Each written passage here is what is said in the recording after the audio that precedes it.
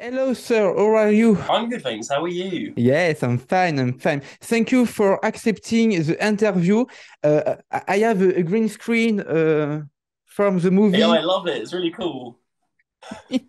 um, you are Scott Jeffrey, the producer of the film Winnie the Pooh, Blood and Honey, and you are on my YouTube channel for an exclusive French interview. First question: what is your career path? Yeah, so basically, I started as an actor, and I just kind of got into producing really. Like, I've always been making films when I was a kid and stuff. And yeah, I was able to get some funding when I was about 23, and I made my first film, which was Foxtrap. And then I went from there and kept pushing and trying and working really hard and just got more opportunities. And from there came Winnie the Pooh, which came in the public domain last year. And I thought it would be really cool to make a horror version. So we went and made it. Good, very interesting. You are a big path. Question two: the Yeah. difference between jagged edge production and proportion production. Yeah. So the difference is basically Proportion Productions is run by myself and Rebecca Matthews. She's a producer that I've been working with for about 8 years now. And the difference between Proportion and Jagged is Jagged Edge Productions is just me. I kind of set up the production company of Jagged Edge during lockdown, just to keep myself active and busy and constantly doing stuff. So yeah, I set it up on my own, and it's my company. Yeah. Good, good. Oh, well, the two company of production is very yes, it is very interesting. Did you hear about Rice Frake Waterfly? Oh, so how did I meet him? Yes, Yeah. the So meeting. yeah, me and Reese met about 10 years ago, and he studied actually weirdly economics. So nothing to do with film. He studied economics in Essex in England, and I grew up in Essex in England. And some of my friends, so I've been doing like film related stuff for my whole life basically. And some of my friends studied drama at the university he studied at, and we met. And yeah, like we always kind of had like a similar passion of film. We always went to the cinema together. We both love horror films. We were obsessed with them. And yeah, basically 2 years ago, Reese quit his job. He worked in the energy industry, and he quit his job to produce with me because he was really excited by it and he wanted to do a different career path. So, yeah, that's kind of how it came about. And he said to me, I'd love to start directing and all this kind of stuff. And I said, well, let's do it because I was doing Jagged Edge productions on my own and I was getting a bit overwhelmed by the workload and I was always busy. And he said, like, I'd love to work with you. And I said, okay, cool. So we just did it. Wow, it's so cool. Very, very so cool. um, for questions, how long has it taken for the film to be written, the budget, the shooting time, the filming location? Mhm. So Winnie the Pooh Blood and Honey was actually originally shot in 7 days. So it was absolutely nothing. And it was originally shot on only £20,000, which a lot of people on the internet don't seem to understand because they think it was shot on £100,000, which is completely not accurate. It was £20,000. And yeah, the initial shoot was 7 days, and it was going to be just this straight to DVD film. And we did not know it was going to go to cinemas or anything like that. We thought it would go a little bit maybe clickbaity, viral, but we didn't think it would ever do what it did. Um, and yeah, so the script was written in 3 days by Reese. He literally had 3 days to write it because there were some issues with the previous script that we had written by someone else that had too much copyright stuff in there. Because even though Winnie the Pooh's in the public domain, you've got to be incredibly careful about what you do and don't do. Like people keep saying, why doesn't he say "oh bother"? Well, "oh bother" wasn't in the original. It well, what is in the public domain. Like that was a Disney mark, so you can't do stuff like that, and stuff like Tigger can't be in it, and all this. So anyway, we had some issues with the script. So Reese had 3 days to write it, and he wrote the entire 85-page script in 3 days. And then yeah, the production started immediately after. It was made in 7 days, and then about a month later, all of a sudden, I woke up at about 4 o'clock in the morning, and the film had gone viral on the internet. I just was casually on my phone going through Twitter, and I just saw all this stuff, and I was like, "Oh my god!" And it went viral. And then the next day just was mad. Like everyone wanted to interview Reese and talk about it, and all this kind of stuff. It was crazy. And then what happened? We went back to the people that were co-investing it. So a company called ITN Studios were putting 50% of the money in, and then Jagged Edge Productions, which is my company, were putting the other 50% in. And we went back to them and we said, you know, we think we should do some additional photography, so go and film more stuff for the movie. But obviously we needed more money for that, so we needed to make sure that they were okay with it, and they said yes. So we had, I think, another £20,000, and for another 4 days, I think, we shot additional photography, which included keeping Christopher Robin alive, because originally he died in the first version of the movie. He died. And then in the additional photography, we brought him back and we kept him alive, and we completely reshot the ending. So yeah, we did that. The complete budget of the film, I think, ended up being about £50,000. So it's incredibly low budget. And yeah, it was a complete labor of love. And I think we're really proud of what we've ended up making. But I'm even more excited about Winnie the Pooh 2, because it has a lot more money. And going into the project, we kind of have a lot more time. And yeah, there's going to be more friends making appearances. And Winnie the Pooh in the sequel is going to be fucking violent. He is going to kill a lot of people. His friends are going to be getting involved, and that won't just be Piglet. There'll be more people coming along. Or, sorry, more characters coming along, so not really people. And you're going to get more about Winnie the Pooh's background. You know, how did he get to where he is? You're going to learn even more. And there's some great, exciting stuff coming. And I would say the aim is to kill about 100 people in the sequel. So it's going to be a bloodbath. Yeah. Wow, wow, wow, wow. I am so I paid for Winnie the Pooh 2 and I see the one July 19 on French in DVD and Yeah. Blu-ray with USA.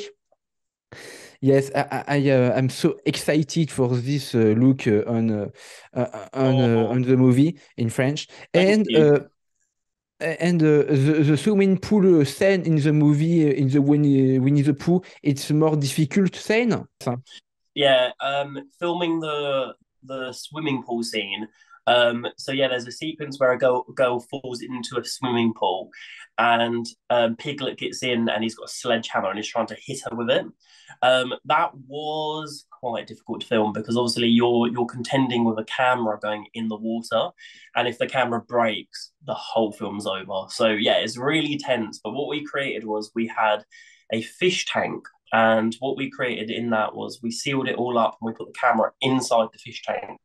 So the DOP, the cameraman, he was holding the fish tank in the water and the camera was inside. So yeah, it was quite mad to film that, but it was all filmed in about, I think, 3 or 4 hours, so not long at all. Like everything on this film was quick, because we didn't have much time. So it was filmed in about 3 or 4 hours. I think it was very cold for the people getting in and out of the water, such as the actress, Piglet, the cameraman. So yeah, but I think they had a lot of fun doing it, and it turned out really cool. It's actually one of my favorite sequences in the movie. So yeah, it's really cool. So, 5 questions. You are preparing as Winnie the Pooh 2, Peter Pan, Neverland Nightmare, and Bambi the Reckoning. Would you like to make a horror cinematic universe, and what do we expect from this other film, including Winnie the Pooh 2? Yeah, so I'll start with Winnie the Pooh 2. So in that one, as I said, you're gonna have more characters appearing. You're gonna have a huge bloodbath. There's one scene in particular, I can't say what happens, but Reese has been planning this one scene in particular, and it's gonna be incredible. There's gonna be one scene that is just gonna be it. I'm just excited because it's gonna be a huge bloodbath and just it's gonna be wild. So yeah, you can expect mayhem, gore, more about the lore of Winnie the Pooh, like where he came from, why he was in the woods, and his friends. And you can expect a lot more character development in that one. I think there's room to kind of expand and explore, so that's going to happen.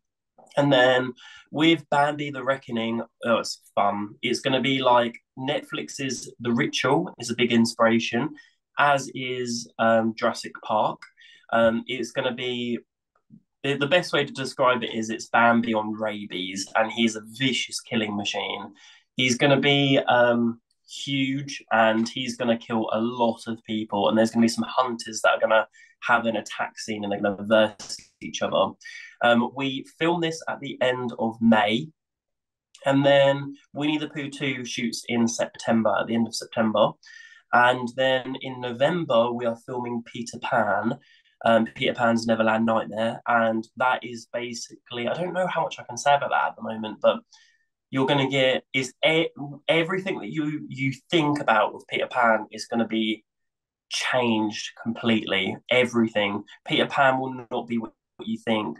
Tinkerbell will not be what you think. Everyone is going to be spanned in such a dark way. Like for example, Tinkerbell is she's addicted to basically drugs, and her drug is pixie dust, and she keeps injecting it, and she's fucked up, and it's going to be really cool. But yeah, that shoots in November. All of the films come out in 2024. So I believe we're aiming for Bambi to come out in February 2024, and Winnie the Pooh 2 to come out in March 2024. And then Peter Pan, I think that will be more like May 2024. So yeah, it's an exciting year. And then we're also shooting a secret project this year in the summer. And I can't say what that is, but you'll find out next year. And it's going to be shocking. It's going to be really, really cool. And I'm so excited about that. And I'm directing that one. But yeah, I can't say anything more about that one. But yeah, there's a lot to come. And the universes will start to collide, I think. And you'll start kind of seeing hints of that in the movies that are coming.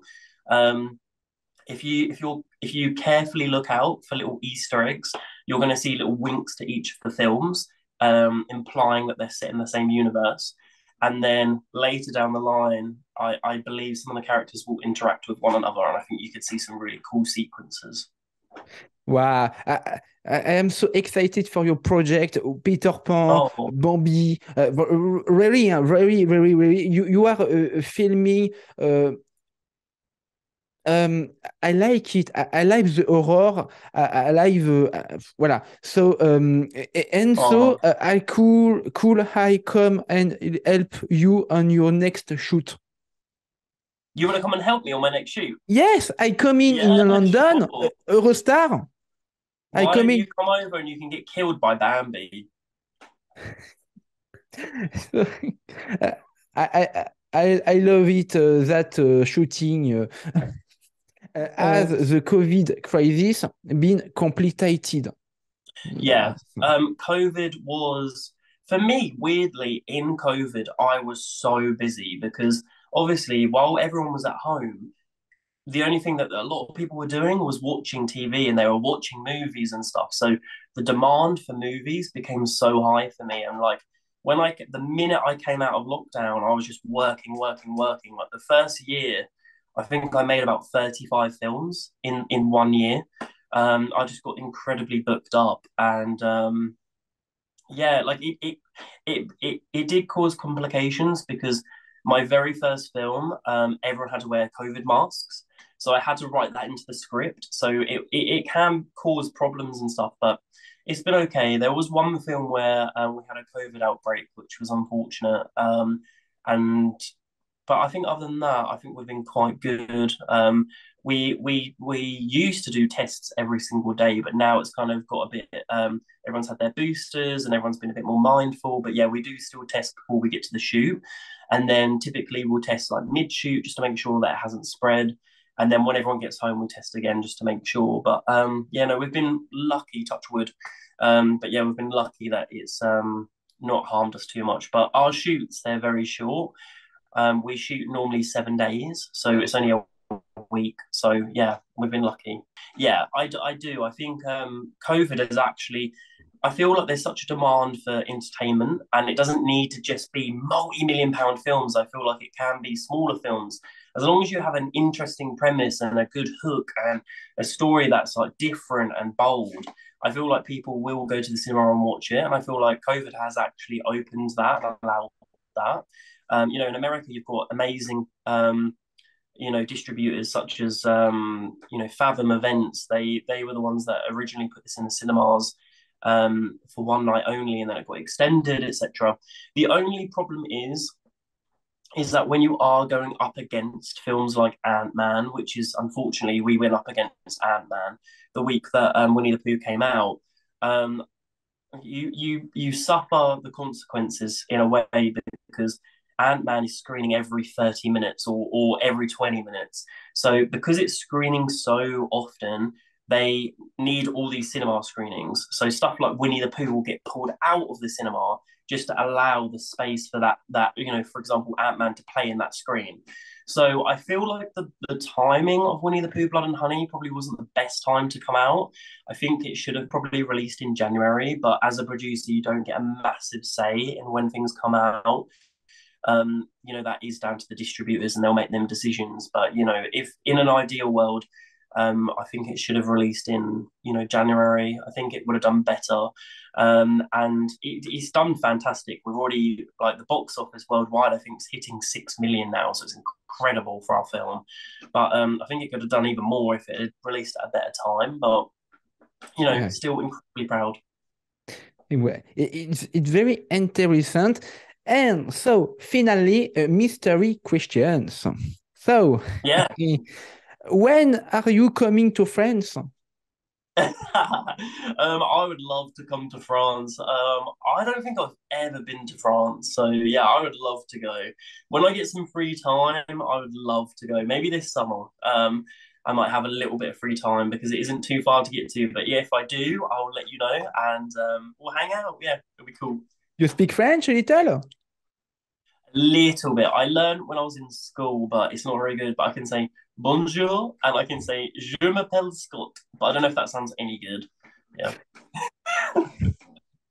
Uh, and so it's the interview finished. Thank you very much. Oh, thank you. Really, thank you. And come back in London when you want for your shooting. Yes, you can come and get killed by Winnie the Pooh, or have Winnie the Pooh cut your head off. Yes, it's good. It's good. I am very interesting for your project, and Oh, you send me a message. I come back. I come in London. yeah. Well, thank you so much for all your support because you've been like amazing. Like, thank you so much. Like, you're genuinely like, I mean it. Thank you for everything you do because you're genuinely brilliant. So yeah, couldn't do it without people like yourself. And you thank you for this movie gore horror, but Yeah. I like I like that, and the French communities want this movie. Oh, well, yeah, I'm incredibly grateful that everyone is responding well to it, and I just hope they have a fun time. It's a popcorn horror film, not to be taken serious at all. And, Reese was having a lot of fun when he made this, and with the script, just enjoy it. Like, this is not Schindler's List. Do you know what I mean? It's Winnie the Pooh, blood and honey. Just have fun with it. And as long as you go in there with a super, like, you want to have a good time with a slasher film and you want to see Winnie the Pooh fuck people up, you'll have the best time.